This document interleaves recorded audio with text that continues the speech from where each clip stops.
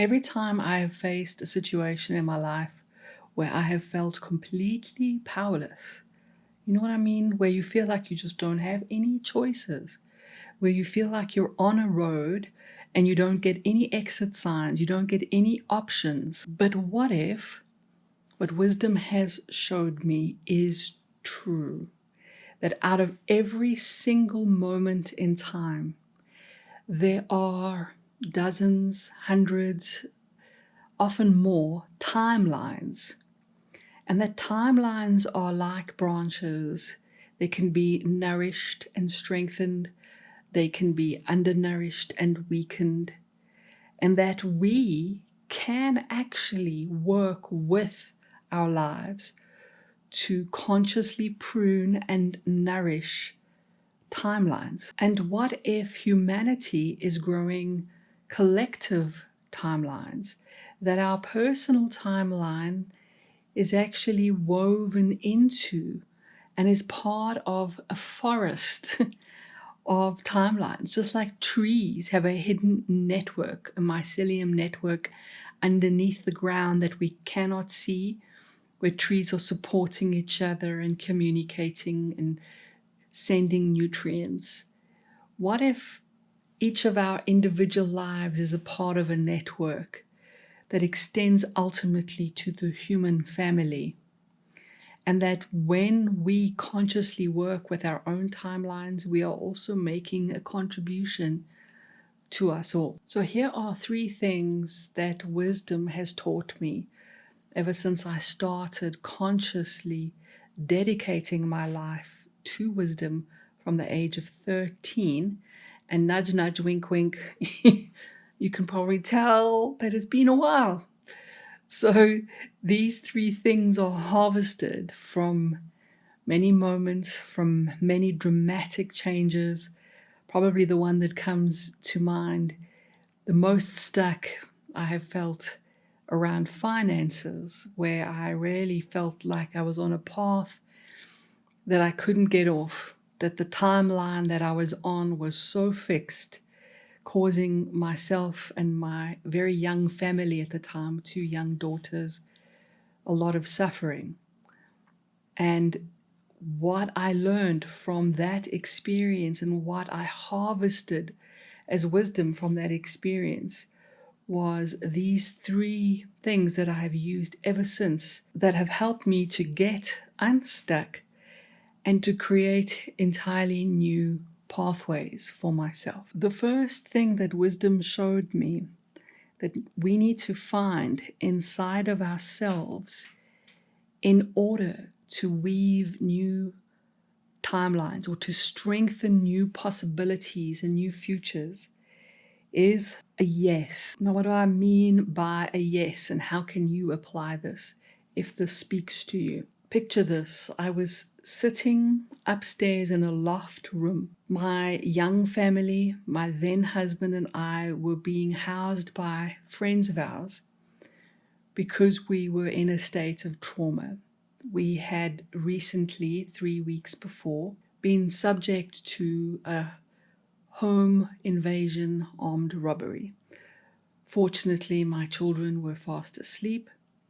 A friend who was visiting at the time was with us, my husband then and myself, and it was a very traumatic ordeal. As a result, I didn't want to stay in that house until it was more secure, so friends had very kindly offered to take us in for a while. When I finally got the opportunity to be still and to tune in and to do what my life has taught me how to do, and that is to build a wisdom well, which looks like meditation, it looks like self-coaching, it can look like journaling, whatever you call it.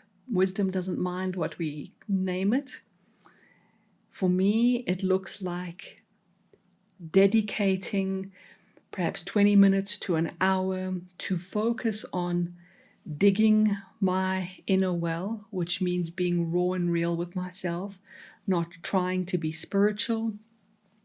And it means noticing what it is that is the most important thing for me right now. and working to move whatever is closed into an open state, which is my way of knowing when I find wisdom instead of dragging the bucket through the sand. So the closed state, a closed heart, a painful thought, a sense of resistance and restriction in my life and in my body and my felt sense of self, those are all my clue that that is where wisdom is needed. Pretty much like walking around a garden and looking for what plants need some sunshine and some water. This is how we can look at our lives, look at ourselves for what needs wisdom. And just as dramatically as a well can transform the surface of a patch of land, I've noticed and I've seen and I have lived that wisdom does that for us. So I'm sitting there tuning in, and I am feeling powerless. I'm feeling stuck because the reality is my financial situation for many years has been so limited and so stressful that I can't see a way out of creating a new future where I can afford the things that I need to put in place to keep my family and I safe. And the place that I'm busy staying in with friends, I'm looking out the window of this loft at an estate where children are running around, people are jogging, there are moms pushing prams, there's one or two kids just playing freely in the green areas and where there's lots of trees and lakes. And this is a reality that I really would like to create. I'd really desperately want for my family. But I also know that there is no way that I can afford this kind of lifestyle. I had been born into a very conservative, humble family financial reality, and was also taught that money was something for other people. So even though at the time I was a teacher and a coach, and I had a lot of success in terms of, let's say, impact, I was being invited to speak around the world, I was teaching between 60 and 120 people per week, and you're going to be surprised, I was still not making money.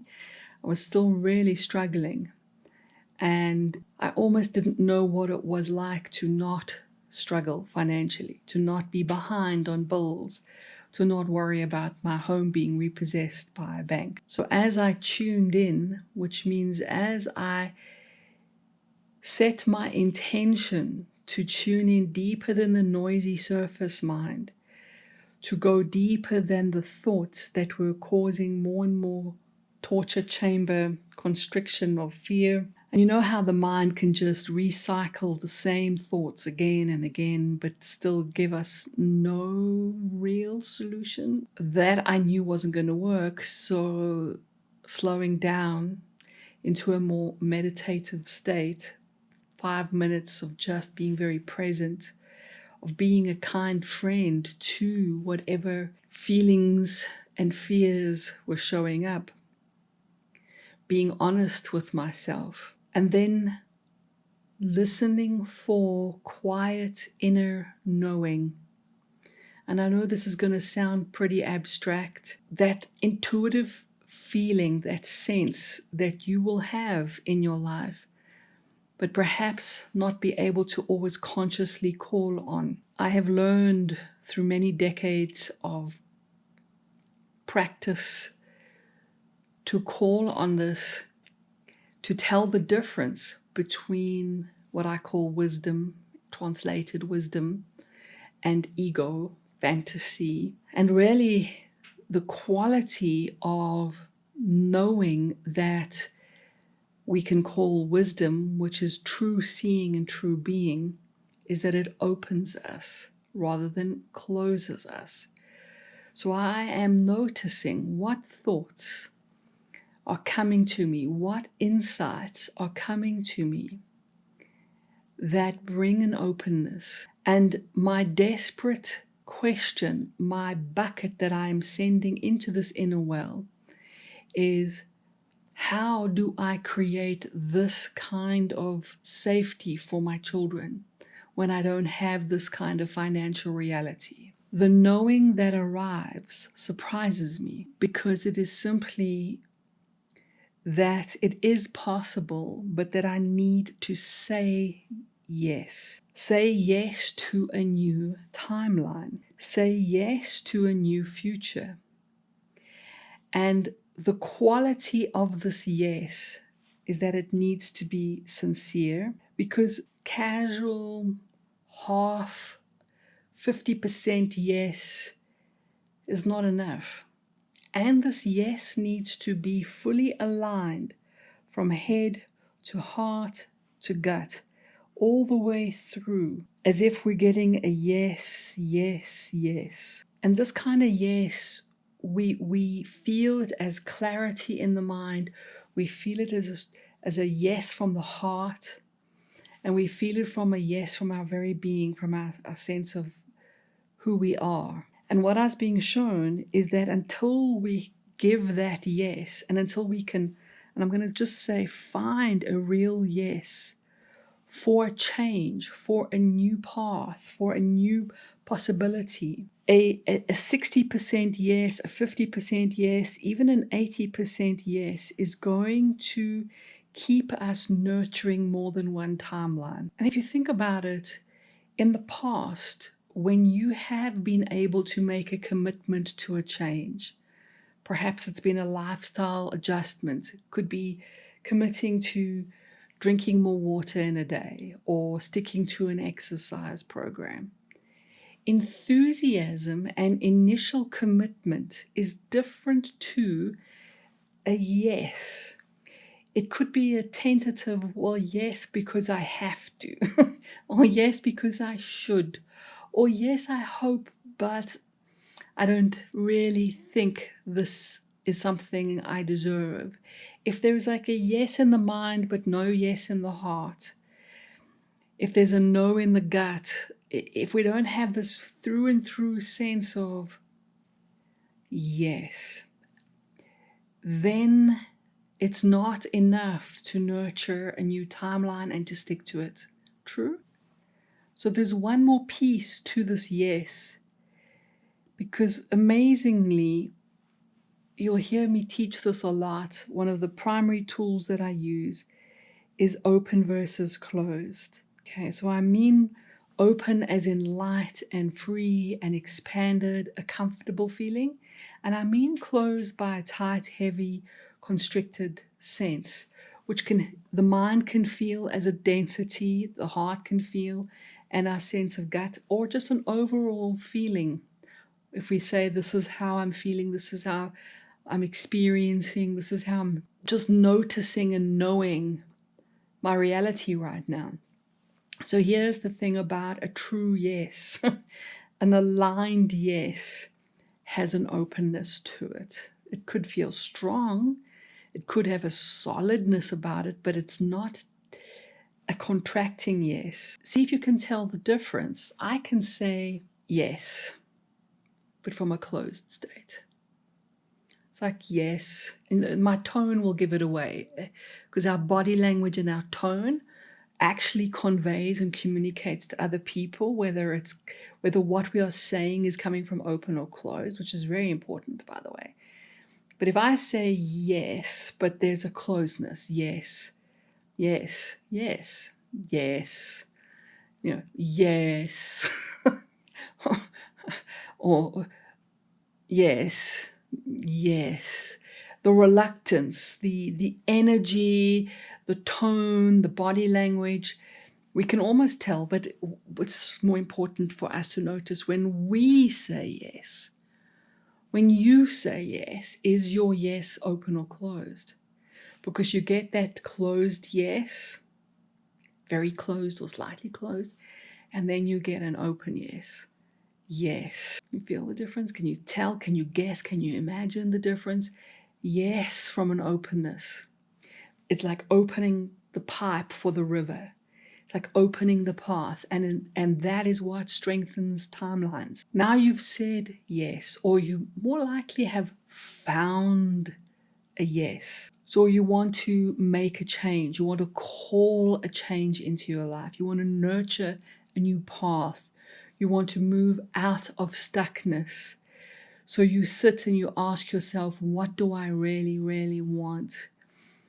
You look at the change that you want to create and you find a yes for it. You declare that yes. It doesn't have to be out loud necessarily, but it has to be felt through and through. Now what? And the next one is tough. Not all of us are willing to let go of the timeline that we've been nurturing and living. Even if it's a painful timeline, this willingness to let go means often that we have to make space for new. So things start to either decay or they start to cause that very closed feeling inside of us that tells us there's a lack of wisdom. Then we go and find that wisdom, and then we realize perhaps this no longer serves. And just like we prune a garden, and we know that it is a kindness to a tree to prune back heavy or dead branches, that we're going to make space for new growth. This willingness to let go is such an important part of the journey. Yes, it takes courage. Yes, it takes often reminding ourselves, almost nourishing ourselves on that original yes.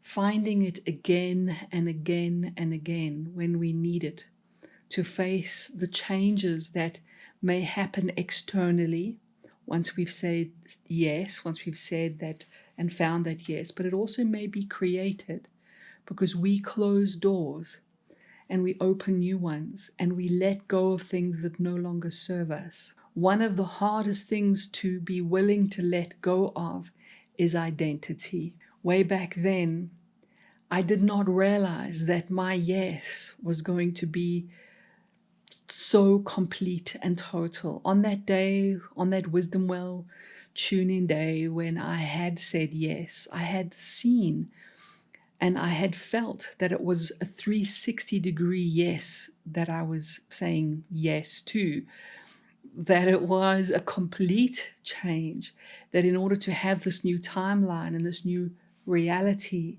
that I was saying yes to letting it all go. But part of me thought, yeah, well, well, first of all, it was yes, but I really did not expect that over a period of about 3 years, marriage, business, all 360, literally a rewriting of my entire life. And of all those things which were painful, one of the hardest to let go of was the current identity that I had. The way I thought about myself, my identity in my role as a teacher, in the spiritual space, and yet this felt yes, like a river of love and truth and wisdom was guiding me to a new role in life, a rebuilding of pretty much everything from relationship to business. So keep using your yes to fuel the willingness to let go of anything that no longer serves. Keep finding what opens you and that open yes, and even being willing to shed identities that no longer serve and identities that prove themselves to be not as true as we thought. Like unpacking a Russian doll, where the little dolls are inside of bigger dolls, yes. The little Russian doll metaphor tells us that the identity that we thought we were, this little small self, may discover more room and more space And every time we shed another layer of identity, we find more openness, more space, until eventually all the edges, all the boundaries dissolve, and we find ourselves as the openness itself. And the third thing that wisdom has taught me, that has become a guiding principle that helped me to rebuild everything, and fast forward all these decades, to have the financial reality, a beautiful home, a beautiful husband, and a career that I am extremely grateful for, and a business and a brand that looks after me and looks after many clients around the world. And that is, I ask myself, how does love want to move? How does love want to move? I had a dream once that really explains that feeling of being lost or not having direction. And when we start to experience massive change, when we've let go of a lot and found ourselves feeling disorientated, it can feel like this dream. I dreamt the one night that I had been hit by a tidal wave, and that I was so immersed in water that I did not know which way to swim to find up, like being in a tumble dryer and suddenly settling and looking around and seeing there's water left, right, up, above, below, there's water everywhere, and I have no way of orientating. Which way do I swim to find the surface, to breathe? And in the dream, I panicked, and I was swimming a little this way and swimming a little that way, and then changing my mind because I don't know if this is the right way. And when you're experiencing a lot of change, especially when you're creating new timelines or calling new timelines, pruning old ones, you might find that. You might find there's this feeling of, so I'll try a little of this. Okay, that didn't seem to work straight away. So pull back my energy, try a little there. And we know time is not on our side. Well, it feels like that. So in the dream, I was shown something, and I'm sharing this with you now as a final teaching, perhaps one of the most important ones, and that is this. In the dream, I was told to stop fighting, to stop pushing, to stop desperately from fear, paddling this way, trying that way, but for a moment to take that idea of letting go and to let go, to just surrender to the situation, to surrender to the no man's land, to surrender to the I don't know which way to go. Oh, that rhymes. Just in that place of surrender. And then in the stillness and in the quietness and in the returned openness of that surrender, to feel, that's where my body is naturally moving towards.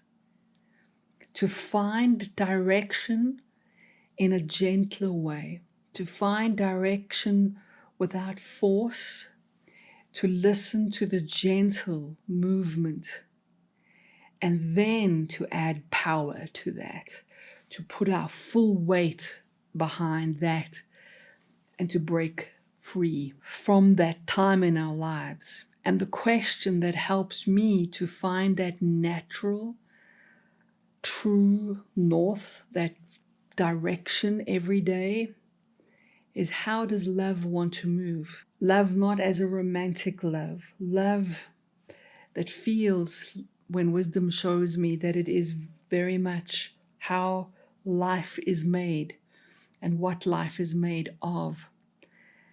And that love as life has a movement, has a current. And that when we slow down, when we let go, when we are willing, and when we find this yes, we can find a new way to move in life that is not governed by fear, the fear of the stick, of being hurt, not governed by the carrots of life, chasing the next in that Pac-Man, desperate, hungry, always for external everything. But instead, how does love want to move? How does love want to relate? How does love want to communicate? How does love want to build? How does love want to create ways to earn income? How does love want to nurture your life the way we would nurture a garden? If this kind of inner work really speaks to you, check out the video on how I work to heal the fear of really putting myself out there in that early part of my career. And if you want to join a wonderful community and my free services that are like eating a piece of the cake in order to decide whether you want more of that cake, check out the links in my bio.